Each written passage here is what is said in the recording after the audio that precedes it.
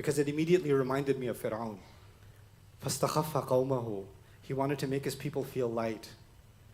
He wanted his people to be agitated. After you're consuming hours and hours of social media, how many young people and old alike are like, I can't concentrate. I can't think.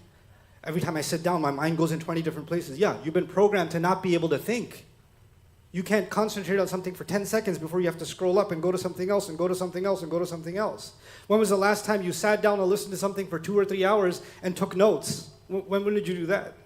And if you haven't trained your brain to do that, you're rewiring your brain to consume quick things like a bird that just flies off from here, then flies off from here, or a gazelle, right? Fazzalwabi, that your mind can't sit in one place. And by the way, when you take millions of people, and I'm only talking about Muslims right now, when you take millions of people and you reduce their ability to think, you take that away from them, their ability to concentrate, to focus, to think, to analyze. When you take that away, well, you know what? If thinking is not driving our decisions, because it's been reduced, then emotions are going to drive our decisions. So you don't want to listen or read something thoughtful, you want to read something emotional or listen to something emotional.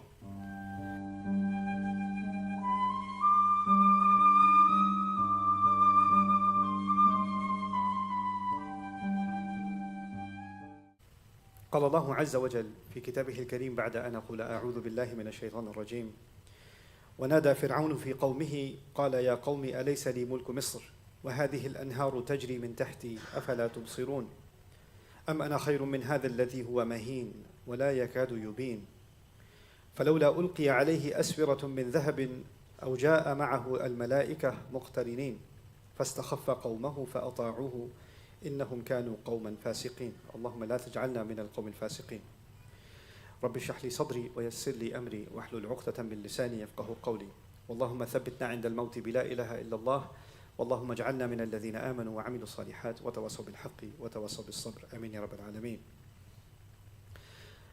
Allah Azza wa Jal decided to speak to humanity for the final time when He revealed the Qur'an.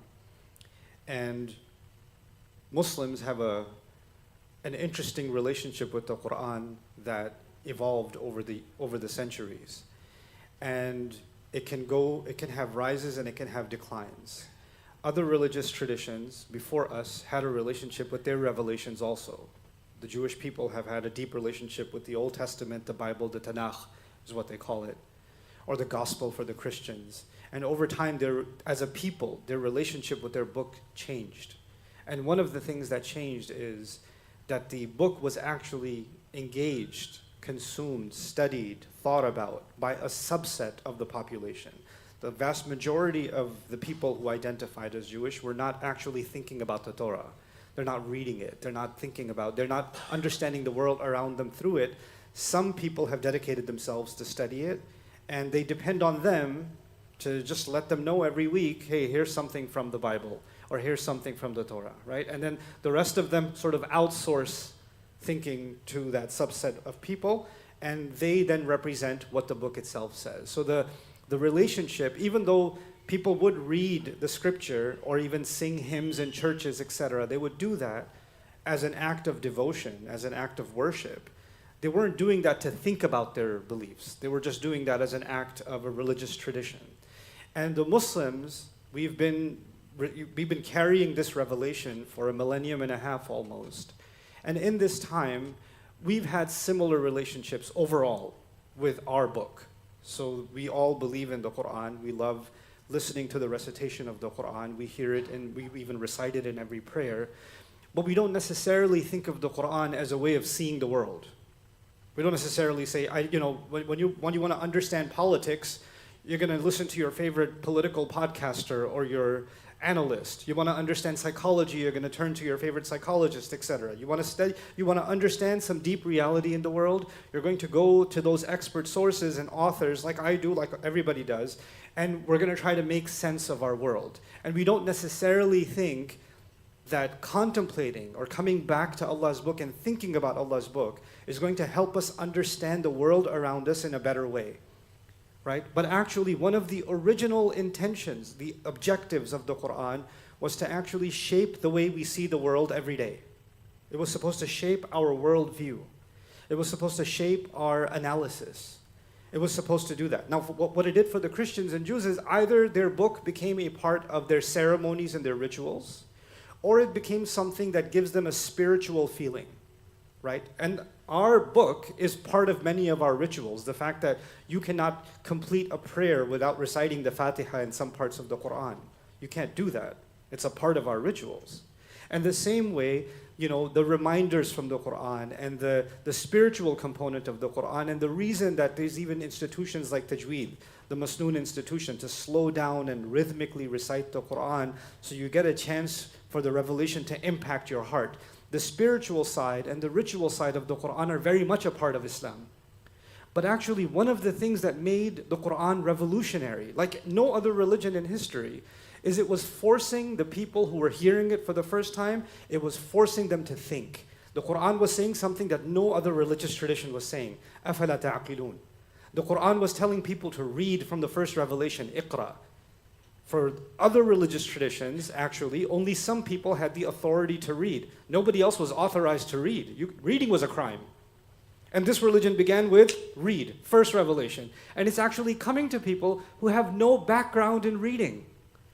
Right? Not just Rasulullah sallallahu alaihi wasallam, the majority of the people in Mecca had no background in higher education and learning and literature. And it's calling on them to think, to contemplate. It's exposing them to history. Even though the Muslims were in more direct contact with the Jewish and Christian communities after the Prophet migrated sallallahu alaihi wasallam in Medina. Right? So we had more interaction with the Jewish and Christian people. But when he was in Mecca, we were more engaged with the mushrikun, the people of, the pagans.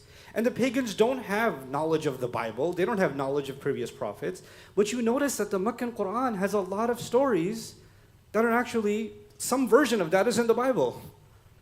The Quran is exposing them to knowledge they didn't have, of people they didn't know. So when Surah Yusuf is revealed, for example, or Surah Maryam is revealed, and Surah Al-A'raf is revealed, and the story of Adam alayhi salam is revealed, the vast majority of people sitting and listening to this, who's Adam? Who's Maryam? Who's Isa? Who's Yusuf? They don't know. They're being introduced anew, and they're being challenged to think. And then later on, those same revelations are impacting people that are actually priests and deacons and rabbis and scholars and all of that. You understand? So this is what the Quran was bringing as a revolution, but what happened to us over time? And we've been through a long journey. It's been a long time. It's been a millennium and a half. And here we are. Let's talk about where we are today. We are living in the middle of a revolution in human access to knowledge. Right? The information age like never before. Even the way we have access to information now is revolutionary compared to 10 years ago. So the way we can access information now is unprecedented in human history, even unprecedented in the last decade. Right? And in the middle of that, we feel like because we have more access to information, you would think we would become more capable of thinking. Because the more information you have, the more you can think. But actually the opposite has happened. And before I get to why that is the case, I want to share something with you about one particular figure in the Quran, which is the objective of my khutbah today. And I'll tell you some things about Fir'aun in the Quran. Allah in the Quran, especially in the Meccan Quran, when Rasulullah sallallahu alaihi wasallam was struggling against the kuffar, and the kuffar were doing all kinds of things to undo the message of Islam. The message of Islam was getting people to think. And the Quraysh really wanted people to stop thinking. Because if they start thinking, it's going to be dangerous for them. They're going to start asking certain questions. They're not going to find satisfactory answers. And the answers that are coming from the revelation are far more compelling and far more convincing than anything else that's out there, and it's going to undermine their authority. And the only way to stop this from happening, either they have to stop the message from getting out there, which is becoming more and more difficult, or they have to figure out a way of keeping the audience from thoughtfully engaging with what's being said. They have to come up with some kind of barrier between the message of the Quran and the people. What the Quran did to let the Prophet know, sallallahu alaihi wasallam, and the Muslims know that this kind of campaign to stop people from accessing the revelation and to let them not engage with it thoughtfully is not something that started with the Quraysh. This has been going on for a long time. And even though the Quraysh are powerful in Mecca, there were people before that were much more powerful, much more resources, much better politicians, much better strategists than the Quraysh. And they did this too. And the case study in the Quran for that is Fir'aun. So Fir'aun, the way he was trying to stop the message of Musa from spreading in Egypt, is constantly given. Every time you see a surah in which there's a struggle between Rasulullah sallallahu alaihi wasallam and the kuffar, somehow or the other, Fir'aun shows up. Somehow Fir'aun shows up. And it's not by accident. It is because the Muslims are being taught, these are the mini Fir'auns of your time. Fir'aun died thousands of years ago before the Prophet sallallahu alaihi wasallam. But these are the Fir'auns, the Fara'ina of Makkah. And this was the way of the Quran teaching us that even though Fir'aun is dead, the Fir'aun formula, it carries on. So every nation, every generation will have its own Fir'aun. Every century will have its own Fir'aun. Every society will have its own Fir'aun. And even if it's not one person, because the Quraysh were not one person. The Quran didn't go after just Abu Jahl, or just Abu Lahab, or just Walid ibn Mughira, or Asib ibn Wa'il. It didn't go after one individual. Together, they were one, they were Lego pieces that go together to make a Fir'aun. Fir'aun used to be one guy, but then his job got distributed. You understand?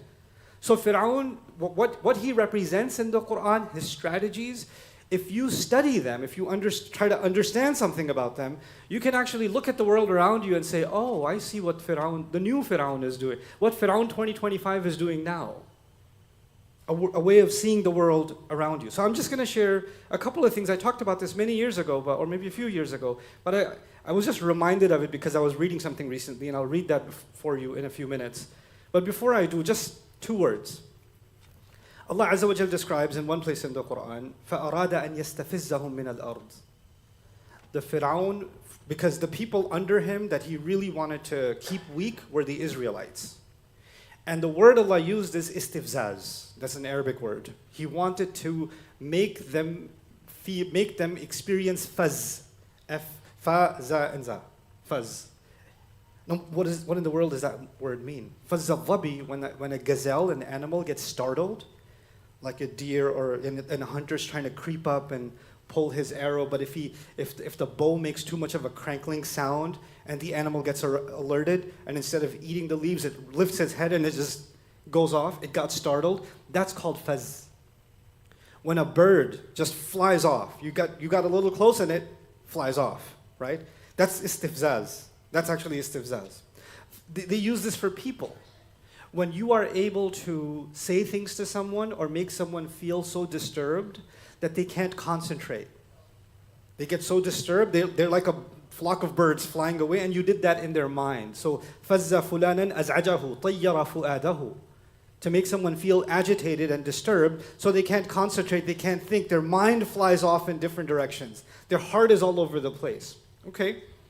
And similarly, this word, al-faz, is انبعاث الشخص عن موضعه بإزعاج. When somebody was sitting, relaxed, thinking about something, and you got them to scramble their brain. Now they can't think clearly anymore. You were able to impact their ability of clear thought.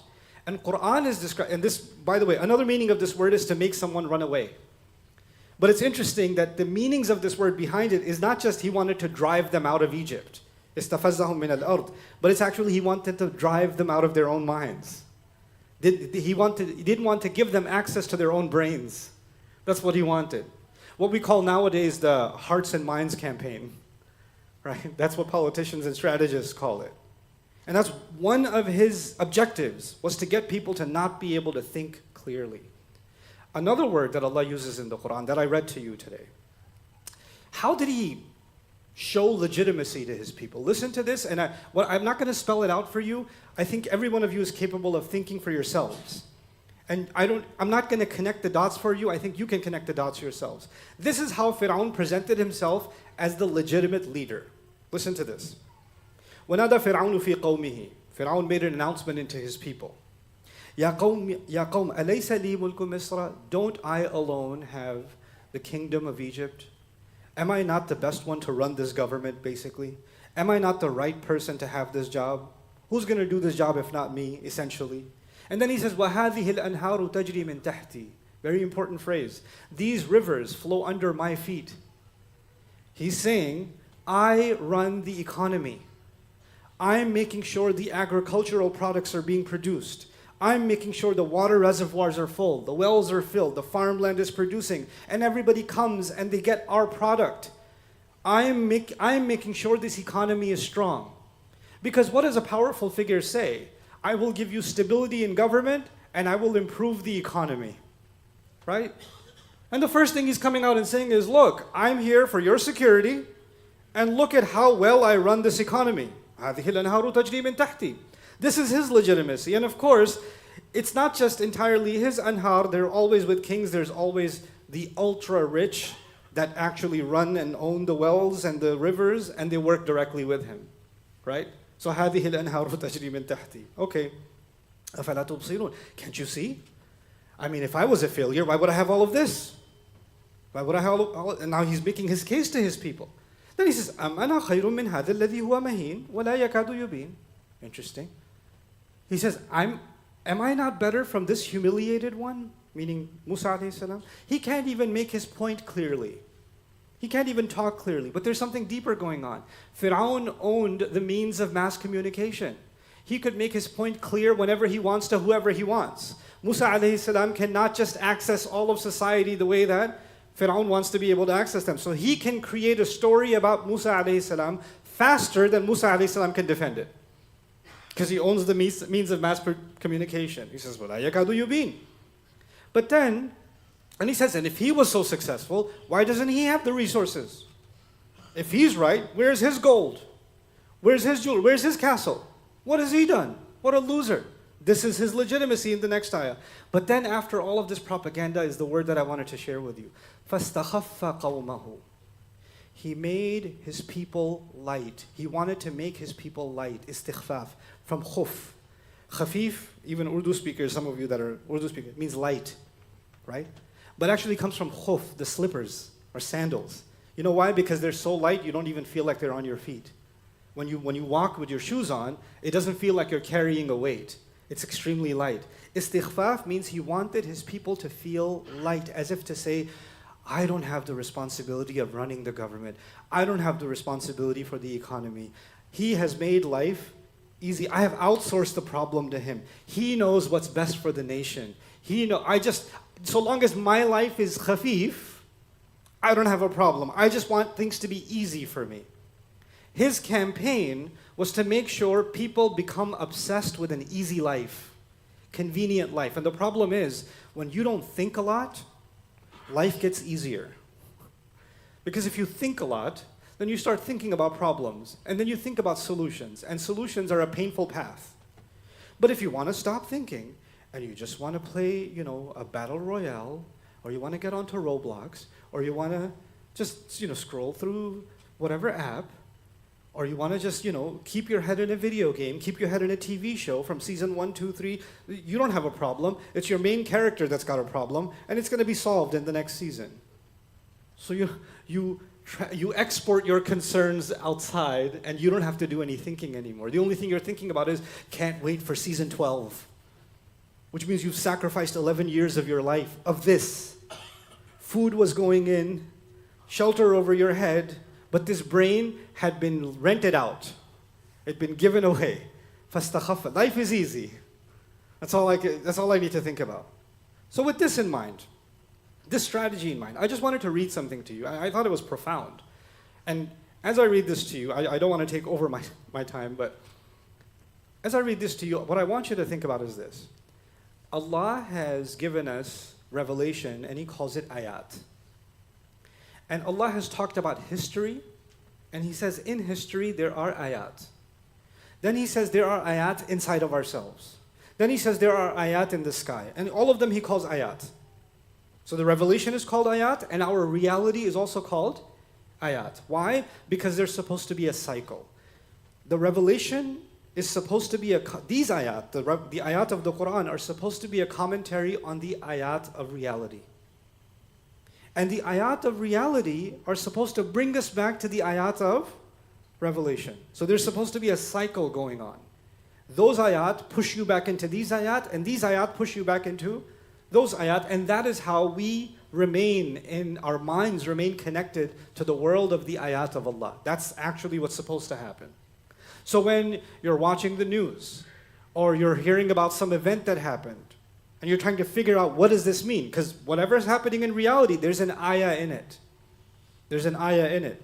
But maybe to make sense of that ayah, I need to go back to the ayat of Allah. And now I'll come back to these ayat and I'll see something I didn't see before, right?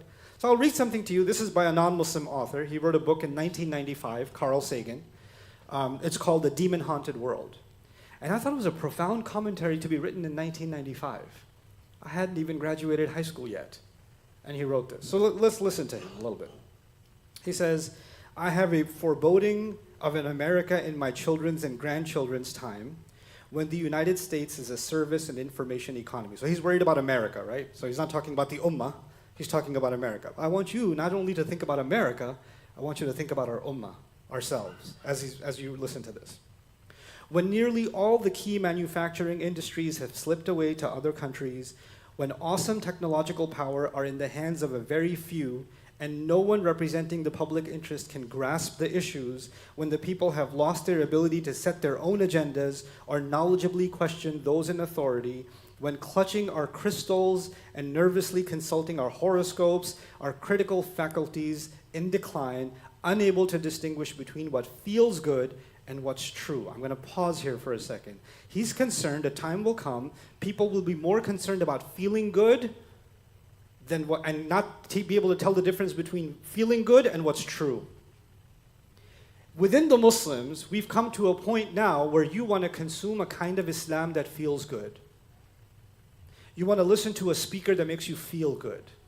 I love this one. I love his jokes. I love this one. He gets angry. I like when he gets angry. It makes me want to do a takbir too. And this guy just fires me up. You want the adrenaline rush. You're not interested in the truth. You're interested in feeling something. And some of you young men, hot-blooded young men, love the hot-blooded, angry Islam. And you look for that Islam online. And some of you just want to feel soft and loved and belong. And you get the soft, fuzzy, flowery Islam, and you get that. Some of you are depressed and you just want to get, raise yourself out of depression Islam, and you're worthy and you're special Islam. We've already become these consumers of our feelings, and we want to get the kind of Islam that will feed those feelings instead of the truth. The truth is inconvenient. The truth is a hard look in the mirror. Sometimes it'll point to something that is ugly on your face and you don't have to face it. That's just what the truth is. But we oscillate between the angry and the soft, feeling-based Islam. So anyway, but let me finish reading this quote because it's actually quite incredible. So, the dumbing down of America, by the way, and he added, unable to distinguish between what feels good and what's true, we slide almost without noticing back into superstition and darkness. Muslims will also become far more superstitious. We don't become superstitious in a simple way. We go a step further. We go a step further. Give me a special dua to make my mother agree to this proposal. What's something I can say in the morning so I don't have to go see the dentist? How many times do I have to say it? We want our own version of superstition, and we're calling it Islam. It has nothing to do with this book. It has nothing to do with the sunnah of our Prophet sallallahu alaihi wasallam. This religion came to make people think, and we don't want to think. We just give me something and just let me solve my problem. Islam is your spiritual pharmacy. Just go get a prescription and just live your life. Right? In case of a problem, just go to the pharmacy, and then otherwise you have your life to live. Right? That's what we're turning our deen into. The dumbing down of America is evident in the slow decay of substantive content, again, 1995, right? And in the enormously influential media. The 30-second sound bites now down to 10 seconds or less. The lowest common denominator programming. In other words, you want to say things that is the dumbest possible way to say something so that the dumbest people can understand it. So you don't want to say something intelligent because somebody will say, oh, that was too smart. Can you say something I didn't feel good after this khutbah. I need something feel-goody. Can we get a feel-good somebody else to? That's what you want. Right? So what we're saying sometimes, within the ummah, and what we're consuming is a microcosm of what the world is experiencing. What they're experiencing. And we're bringing that into Islam itself. Anyway, so he says, 30 seconds to 10 seconds, but especially a kind of celebration of ignorance. A celebration of ignorance. As I write the number one video, this is 1995, back when they had video cassette rentals, right? He says the number one video cassette rental is Dumb and Dumber. And Beavis and Butthead remain popular with young TV audiences. The plain lesson is that the study and learning, not of science, but of anything, are avoidable and even undesirable. We've arranged a global civilization in which the most crucial elements, transportation, communication, and all other industries, agriculture, medicine, education, entertainment, protecting the environment, and democratic institutions of voting, profoundly depend on science and technology. We have also arranged things that most people do not understand this science and technology. This is a prescription for disaster. We might get away with it for a while, but sooner or later, this combustible mixture of ignorance and power is going to blow up in our faces. What he's saying is something I thought was incredible because it immediately reminded me of Fir'aun. فَاسْتَخَفَّ قَوْمَهُ. He wanted to make his people feel light. He wanted his people to be agitated. After you're consuming hours and hours of social media, how many young people and old alike are like, I can't concentrate. I can't think.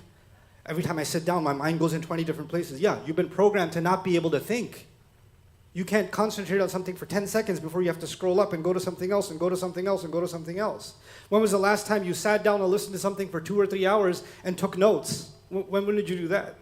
And if you haven't trained your brain to do that, you're rewiring your brain to consume quick things like a bird that just flies off from here, then flies off from here, or a gazelle, right? Fazzal-Dhabi, that your mind can't sit in one place. And by the way, when you take millions of people, and I'm only talking about Muslims right now, when you take millions of people and you reduce their ability to think, you take that away from them, their ability to concentrate, to focus, to think, to analyze.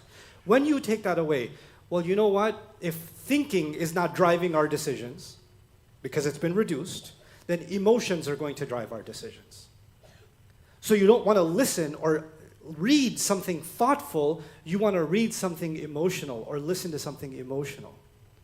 And that's when people that can rile up the emotions of the people are going to become extremely influential social media influencers. Powerful personality. Everybody is coming to listen by the millions because this person makes me feel something. Even if they're saying empty words, if they're actually not giving any solutions, if they're not actually challenging anything that the society needs to address, that we actually need to fix. We're not looking at that. We're just following feelings. Why are we following feelings? Because thought has been blocked. What did Fir'aun do to keep the message of Musa from the population? Stop their ability to think. Don't give them access to thought. The new Fir'auns of our time have become algorithms, have become technologies. And the way that we're consuming them lock, stock, and barrel is not letting us see reality for what it is. And even when we say, I want to learn something about Islam, many of us are caught consuming content which is all about this sheikh said this about that sheikh said this about this sheikh, this one's aqidah, that one's fiqh, that one's this, that one's that. And you're like, oh my God, you know what he said about this one? You know what he said about that one? Islamic UFC. That's what you want to consume. And this is your idea of learning Islam. We need to snap out of this, and we need to become a people of thought once again. The people that lead thinking in the world, lead the world. And the powers that be, the ultra-wealthy, the fara'in of the world, one of their great agendas is to make sure the vast majority of human beings don't have access to thinking. We not only have access and the ability to think, we have the gift of being able to think about the most powerful document in existence, the word of Allah. We have that. So we need to restore not only our ability to think, but our re-engagement with the word of Allah. May Allah Azza wa Jal make this the generation that is the thoughtful generation. This is the generation that answers the call of Allah when He says, أَفَلَا تَعْقِلُونَ. And may Allah Azza wa Jal allow us to raise not only ourselves as adults, but also along with us our children in a thoughtful, profound, and meaningful way that we are able to uplift not only ourselves, but human beings around us and bring them to the light of Allah. Barakallahu li wa lakum fil Qur'an al-Hakim wa nafa'ani wa iyyakum bil ayati wa dhikri al-Hakim.